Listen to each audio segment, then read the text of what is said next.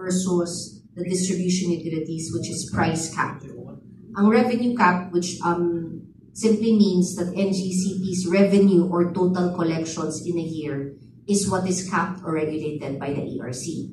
So if the ERC says 58 billion in a year, whether or not there are more sales per unit, more kilowatt hours sold, we can only collect 58 billion.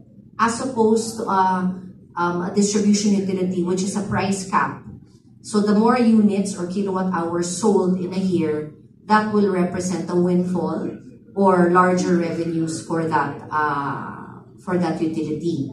So NGCP's revenue stream is the one that is capped. We do not benefit from an increase in demand or an increase in power sales. So yung 0.1 per kilowatt hour that I quoted from the ERC decision is their interpretation of how much the distribution utility will charge the consumers for our under recovery in the past from 2016 to 2022.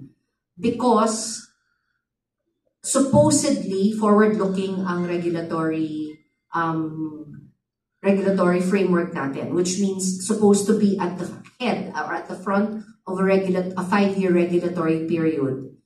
NGCP will lay out all its expenses, and the ERC will release the maximum allowable revenue per year. That is also, of course, reconfirmed every year. However, for the period beginning 2016, the ERC did not conduct that regulatory reset process. So in order for NGCP to continue pursuing its mandate, we needed to file for an interim maximum allowable revenue, or I don't know if you've heard it, IMAR, interim maximum allowable revenue. But the problem with an IMAR is absent the regulatory reset process. That would just have been an estimation of NGCP's actual expenses. And because of the severe delay in the regulatory process, because the last one was released, the fourth regulatory reset process should have been started in 2014 but was released only last month, it no longer became reflective of NGCP's actual expenses and actual investments. So that resulted in a massive under-recovery from 2016 to 2022, which is why that increase, quote-unquote, increase in transmission charges needed to be implemented.